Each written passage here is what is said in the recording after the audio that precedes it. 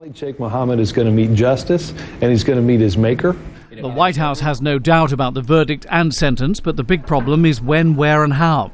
Khalid Sheikh Mohammed admits masterminding 9/11/2001, but politicians can't agree on where he should be tried.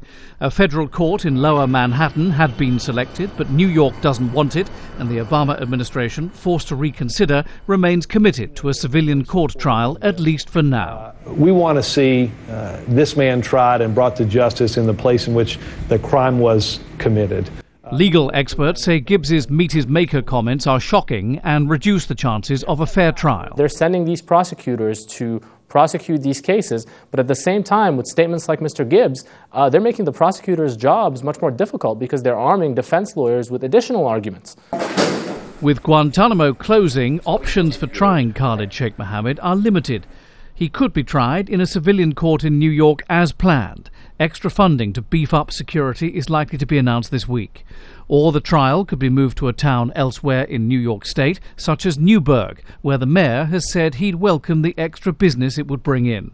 Or a civilian court might be set up on an existing base, such as the U.S. Military Academy at West Point. Here on Capitol Hill, the administration's coming under intense pressure from huge numbers of Republicans and some Democrats who say whether it's Khalid Sheikh Mohammed or Umar Abdul Muttalib, the alleged Detroit Christmas Day plane bomber, they should not be tried by civilian federal court, but rather by military tribunal.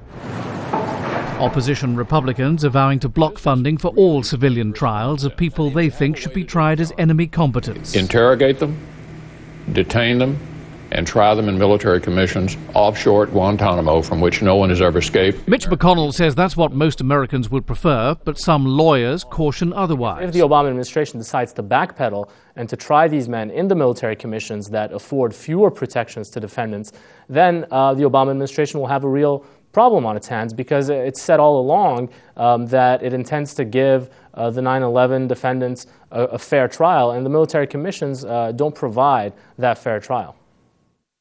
As politicians scramble to find a venue to try Khalid Sheikh Mohammed, they know the entire U.S. justice system is also under scrutiny. The Obama administration must strike a balance between reaching the verdict desired by most Americans, that of guilty, while at the same time making sure the accused gets a fair trial. John Terrett, Al Jazeera, Washington.